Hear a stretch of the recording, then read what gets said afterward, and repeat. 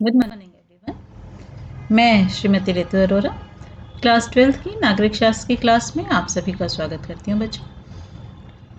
पिछले 5 वीडियो से हम लोग समकालीन दक्षिणी एशिया, कंटेम्प्रेरी साउथ एशिया खंड क का ये चैप्टर है, इसका अध्ययन कर रहे थे। ये 5वां अध्याय है। उसी को कंटिन्यू करते हुए आज हम भारत और उसके पड़ोसी देशों के अंतर्गत, पिछली बार हमने भारत पाकिस्तान संबंध पढ़ा था, आज हम भारत और बांग्लादेश का संबंध पढ़ेंगे। भारत और बांग्लादेश, बच्चों मैंने नक्शा भी आपको इसके पहले दिखाया था।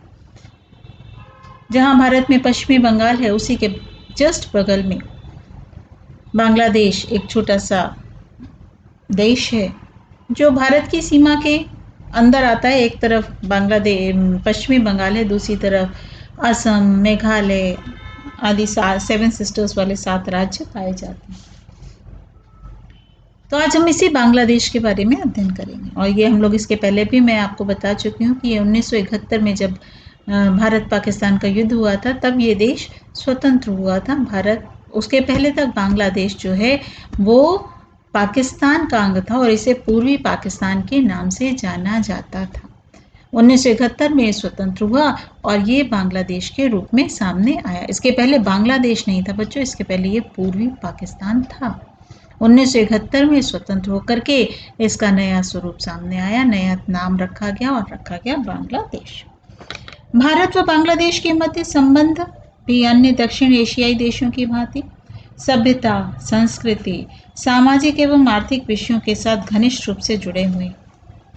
इसके अतिरिक्त दोनों देशों का एक साझा इतिहास, साझी विरासत, भाषा, संस्कृति, साहित्य, संगीत, कला आदि। भारत बांग्लादेश संबंधों का विवेचन हम कुछ बिंदुओं के अंतर्गत कर सकते हैं। पहला, सन 1971 से 75 तक का परस्पर सहयोगी काल। इस काल में बांग्लादेश के राष्ट्रपति थे बच्चों शेख मुजीबुर रहमान, जिन्होंने ही विशेष रूप से बांग्लादेश की आज़ादी में विशेष योगदान दिया था। शेख मुजीबुर रहमान, शेख मुजीब ने भारत में बांग्लादेश के विकास के लिए सहयोग मांगा। इस हेतु दोनों देश के नेताओं की परस्पर सौहार्द यात्राएं भी हुई, मतलब यहाँ से वहाँ, वहाँ से यहाँ, दोनों देश के जो शीर्ष नेता थे वो एक दूसरे देश में गए। परिणाम स्वरूप 19 मार्च 1972 को दोनों देशों के बीच 25 वर्षीय संधि हुई। 1972 में हुई बच्चों, तो 25 वर्ष जोड़ लीजिए, जिसमें दोनों देशों ने एक दूसरे के आंतरिक मामलों में हस्तक्षेप न करने, संघर्ष के स्थान पर सहयोग करने का संकल्प किया। यह भी कहा गया कि दोनों देश एक दूसरे के विरुद्ध किसी अन्य देश की सहायता नहीं करेंगे। लेकिन 18 मार्च 1997 को यह संधि समाप्त हो गई। 19 मार्च 1972 को प्रारंभ हुई थी, तो एक दिन पहले 18 मार्च को 1997 में यह संधि समाप्त हो गई और दोनों ही तरफ से इस संधि के नवीनीकरण के कोई प्रयास नहीं किए गए। न बांग्लादेश ने किया और न ही भारत ने प्रयास किया। मार्च 1972 में दोनों देशों के बीच आर्थिक विकास हेतु 50 करोड़ रुपए के मुक्त व्यापार का समझौता हुआ, जो अलग से हुआ। कब हुआ बच्चों? 1972 में दोनों देशों के बीच आर्थिक विकास की, भारत का भी विकास हो, बांग्लादेश का भी विकास हो, 50 करोड़ रुपए का मुक्त व्यापार का समझौता हुआ। मुक्त व्यापार क्या होता है कि दोनों देश एक दूसरे से कुछ भी माल मंगा सकते हैं, उस पर कोई रोक टोक नहीं होगी। दोनों देशों के बीच इस काल में सांस्कृतिक विकास हेतु सांस्कृतिक समझौता भी हुआ और सन 1974 में भारत के सहयोग से बांग्लादेश को संयुक्त राष्ट्र संघ की सदस्यता भी मिल पाई। दूसरा समय आया 1975 से 81 तक का समय, जो अत्यंत तनावपूर्ण था दोनों देशों के लिए। 15 अगस्त 1975 को बांग्लादेश में सैनिक क्रांति हुई और इसके बाद भारत बांग्लादेश के बीच मतभेदों का सिलसिला प्रारंभ हो गया। कौन कौन से मतभेद हुए?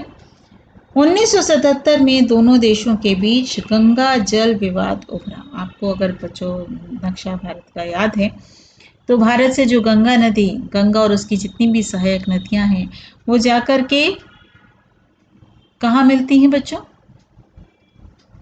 बंगाल की खाड़ी में। तो बंगाल की खाड़ी में मिलने से पहले वो एक बहुत बड़ा डेल्टा बनाती हैं, जो कि ब्रह्मपुत्र नदी के साथ मिलकर के बनाते हैं। तो ये जो डेल्टा है, ये अधिकांशतः बांग्लादेश में, यानी गंगा नदी लास्ट में बांग्लादेश से होते हुए बंगाल की खाड़ी में मिल जाती है। तो दोनों देशों के बीच गंगा जल विवाद उभरा। इसके निपटाने के लिए फरक्का समझौता हुआ। कौन सा समझौता हुआ? फरक्का। लेकिन बांग्लादेश की आपत्तियों के चलते भारत ने इसे सन 1982 में रद्द कर दिया। इस काल में बांग्लादेश की सरकार ने द्विपक्षीय समस्याओं को पाकिस्तान की तरह अंतर्राष्ट्रीय रूप देकर के भारत विरोधी प्रचार भी किया, जिससे भारत बहुत नाराज हो गया। और भारत द्वारा भारत बांग्लादेश सीमा पर कांटेदार तार लगाने का भी बांग्लादेश ने विरोध किया। तीसरा समय आया 1982 से 2001 तक। ये मित्रता भरे दोनों देशों के बीच संबंध रहे। मित्रवत संबंध बनाए रखने की नीति के तहत इस काल में पुनः दोनों देशों के संबंधों में सुधार आया। इस काल में दोनों देशों ने एक संयुक्त नदी आयोग की स्थापना की। भारत ने बांग्लादेश को 3 बीघा गलियारा स्थायी पट्टे पर प्रदान किया और दोनों देशों के बीच संयुक्त आर्थिक आयोग की भी स्थापना हुई। 30 जुलाई 1983 को दोनों देशों में तीस्ता जल समझौता हुआ। 1991-92 में दोनों देशों के बीच नदी जल विवाद और चकमा शरणार्थियों की समस्या को सुलझाने के लिए सचिव स्तरीय कार्यदल बनाया गया।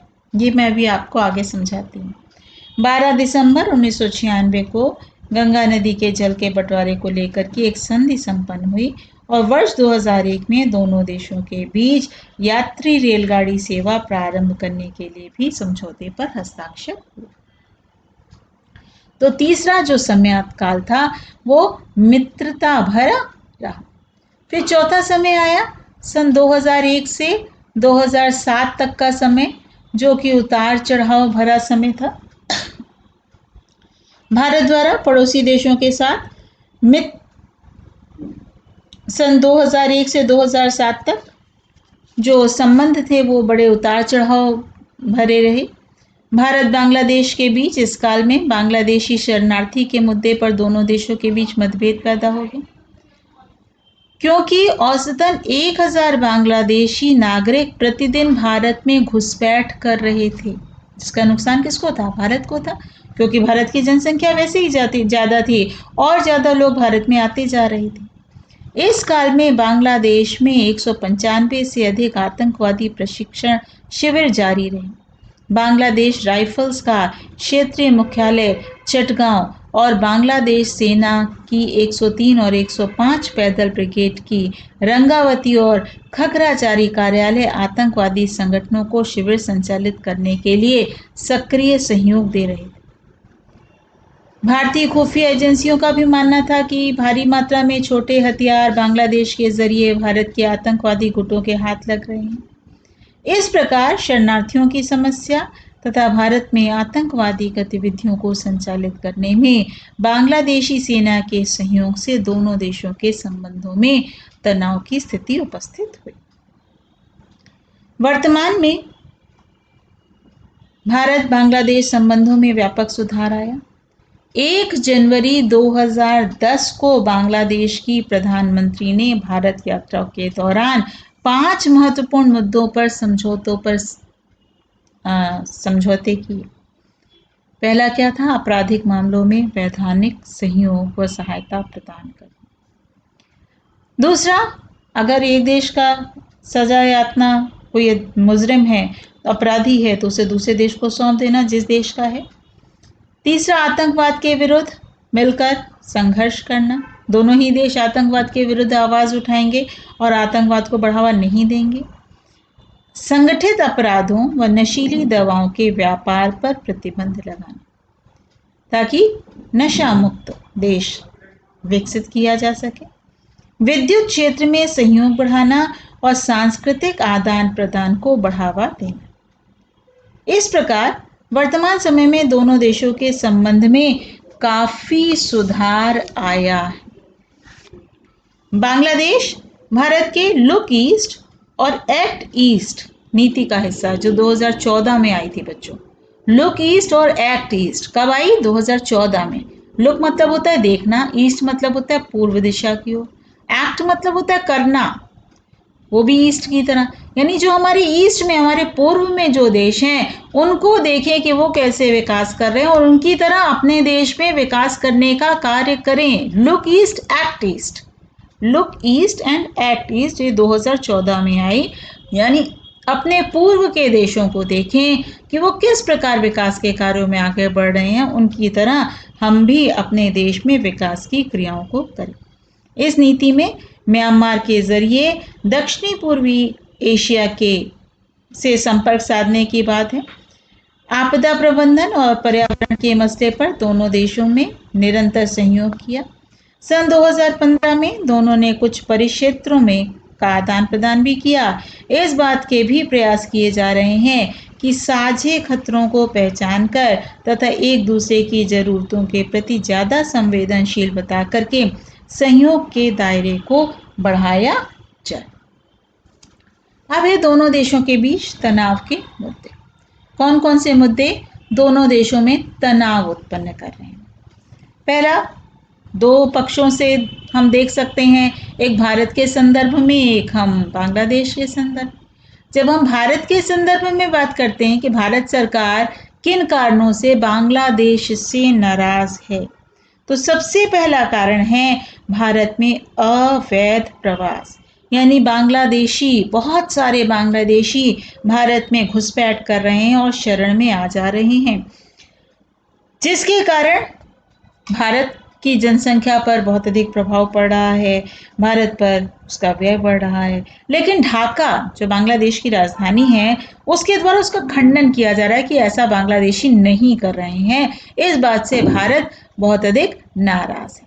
तो भारत में जो अवैध अप्रवास है, अप्रवास मतलब भारत में आकर के लोगों का रहना। दूसरा, बांग्लादेश सरकार का भारत विरोधी इस्लाम कट्टरपंथी ताकतों को समर्थन देना, जिसका परिणाम क्या हो रहा है, वो मुस्लिम समर्थकों को बहुत अधिक सहयोग दे रही है और परिणाम स्वरूप भारत से अनबन लगातार बढ़ती जा रही है, क्योंकि वो आतंकवादी गतिविधियों में संलग्न है। भारतीय सेना को पूर्वोत्तर भारत में जाने के लिए अपने इलाके से रास्ता देने से बांग्लादेश का इनकार कर देना, क्योंकि बीच में बांग्लादेश पड़ता है भारत के, एक तरफ पश्चिमी बंगाल और पूरा भारत है, दूसरी तरफ सेवन सिस्टर्स हैं। वहाँ जाने के लिए बहुत छोटा सा रास्ता ही शेष है। तो अगर हमें बांग्लादेश से रास्ता मिल जाता तो हमारा काफ़ी एरिया छोटा हो जाता, रास्ता काफ़ी छोटा हो जाता, लेकिन बांग्लादेश ने रास्ता देने से इनकार कर दिया। म्यांमार को बांग्लादेशी इलाके से होकर के भारत को प्राकृतिक गैस निर्यात भी नहीं करने देना, ये भी एक बहुत बड़ा कारण है, जिसके कारण भारत जो है वो बांग्लादेश से बहुत अधिक नाराज है। अब दूसरा पक्ष, यानी बांग्लादेश सरकार किन कारणों से भारत सरकार से नाखुश है? पहला कारण है नदी जल विवाद या फरक्का विवाद। बांग्लादेश की राजधानी ढाका में हुए अंतरिम अल्प अवधि समझौते के तहत 1974 में ये निर्धारित हुआ कि भारत कोलकाता बंदरगाह लाभ के लिए एक फीडर नहर के माध्यम से निश्चित मात्रा में जल लेगा। लेकिन इस समझौते के बाद भी भारत फरक्का से गंगा के जल का मनचाहा प्रयोग जारी रखे हुए था। इसी मुद्दे पर 1976 में वार्ता विफल रही, क्योंकि बांग्लादेश ने संयुक्त राष्ट्र संघ में इस विवाद का अंतर्राष्ट्रीयकरण करना शुरू कर दिया। भारत के विचार से गंगा भौगोलिक, आर्थिक और सांस्कृतिक दृष्टि से पूर्णतः भारतीय नदी थी, जो कि अपने अंतिम चरण में बांग्लादेश में प्रवेश करती है, इसलिए भारत का गंगा के पानी पर पूर्ण अधिकार। दूसरा तर्क भारत का था कि कोलकाता बंदरगाह में जो गाद जो जब नदी लाती है, नदी जब बहती है तो अपने साथ जो भी अवसाद लाती है उसे गाद कहते हैं, तो वो गाद जमा होने से रोकने के लिए फरक्का बराज अत्यंत आवश्यक। इस संबंध में भारत ने यह तर्क दिया कि बांग्लादेश प्राकृतिक रूप से वर्षा संपन्न देश है और उसकी कृषि गंगा के पानी पर निर्भर नहीं है। बांग्लादेश ने 1976 में संयुक्त राष्ट्र संघ से फरक्का संबंधी प्रस्ताव के विवरण को वापस ले लिया तथा इन दोनों देशों के मध्य वार्ता का नया दौर प्रारंभ। 1977 में दोनों देशों के बीच एक अल्प अवधि समझौता हुआ जिसमें दोनों देशों के द्वारा गंगा के पानी का बंटवारा किया गया। वहीं यह भी निश्चित हुआ कि दोनों देश एक लंबी अवधि के समझौते पर कार्य करेंगे जिसके द्वारा गंगा नदी के पानी को दोनों देशों द्वारा आर्थिक दृष्टि से उचित और संभाव्य प्रयोग किया जा सके। 5 वर्ष तक ये समझौता लागू रहा। 1982 में दोनों देशों ने इसी समझौते से संबंधित एक समझौते पर हस्ताक्षर किए। 52-53 के मध्य यह मुद्दा आधार में लटक गया और कोई समाधान नहीं निकला और 1996 में भारत की संयुक्त मोर्चा सरकार ने बांग्लादेश के साथ 30 वर्ष की लंबी अवधि तक एक समझौता किया जिसमें गंगा के पानी के बंटवारे के लिए अगले 30 वर्ष तक का समझौता हो। दूसरा है सीमा विवाद। सीमा पर भारत ने बाड़ लगाई। बाड़ बोलते हैं तार, कटीले तार लगाए बच्चों। तो सीमा पर बाड़ लगाने का भारतीय प्रयास 1975 के भू सीमा निर्देशों के विपरीत था। बांग्लादेश के मतानुसार 1975 के अनुसार किसी भी देश को किसी भी प्रकार की रक्षात्मक संरचना बनाने की अनुमति नहीं। भारत का यह आरोप है कि बांग्लादेश राइफल्स बांग्लादेशी को भारत के क्षेत्र में प्रवेश करवा रहे हैं। इसके अलावा उसका दावा ये भी है कि ये दवा, नशीले पदार्थ, अस्त्र शस्त्र, इनकी तस्करी भी इसी रास्ते से होकर के करते हैं। इन कारणों से सीमा पर बाड़ लगाना अत्यंत आवश्यक हो गया। 20 वर्षों के बाद भारत सरकार ने ऐतिहासिक असम समझौते को लागू करने का निर्णय लिया। बांग्लादेशी सीमा पर बाड़ लगाने का कार्य केंद्र सरकार ने लगभग पूरा कर लिया है। भारत बांग्लादेश के बीच की 4095 किलोमीटर लंबी सीमा पर 272 किलोमीटर हिस्सा असम के साथ लगता है और असम के साथ लगी सीमा पर कंक्रीट के खंभे, जिसे पिलर्स कहते हैं बच्चों, का निर्माण नहीं हो पाया, जहां से अभी भी बांग्लादेशी भारत में अवैध रूप से आ जा रहे। तीसरा जो उनका वो था न्यू मोर द्वीप विवाद। यह द्वीप 1970 ईस्वी में भारत के अधिकार क्षेत्र में शामिल है। भारत के मुख्य भूभाग के अत्यंत निकट स्थित यह द्वीप आर्थिक दृष्टि से भारत के लिए अत्यंत महत्वपूर्ण है। बांग्लादेश ने इस मुद्दे को 1978 के बाद उठाया। तब से यह द्वीप दोनों देशों के बीच गतिरोध का कारण बना हुआ है। भारत और बांग्लादेश के बीच 1974 में जो भूमि सीमा समझौता हुआ, लेकिन 3 मुद्दों के कारण क्रियान्वित नहीं हो पाया। पहला कारण था 65 किलोमीटर की सीमा के 3 क्षेत्र लथेटिल्ला, दक्षिणी बेरुबाड़ी और बेलोनिया, इनमें निर्धारण, एक दूसरे के क्षेत्रों का आदान प्रदान और एक दूसरे की बस्तियों और चिटमहल का आदान प्रदान, जिसके कारण दोनों देश इन विवादों का समाधान नहीं कर पाए और आज भी दोनों देशों के बीच यहाँ पर विवाद चल रहा।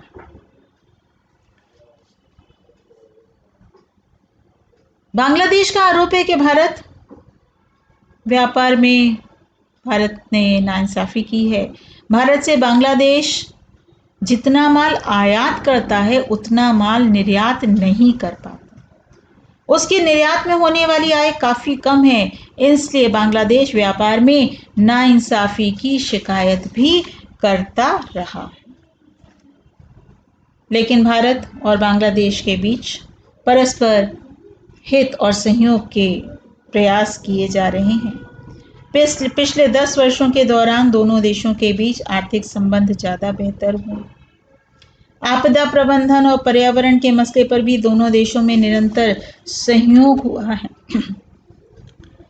शेख हसीना जब 2009 में बांग्लादेश की प्रधानमंत्री बनी, उन्होंने बांग्लादेश में भारत विरोधी शिविरों के विनाश में मदद पहुंचाई। ये शिविर मुख्य रूप से उल्फा और मणिपुर लिबरेशन फ्रंट के द्वारा चलाए जा रहे थे। इस समय बांग्लादेश को तीस्ता नदी का लगभग 25% जल मिलता है।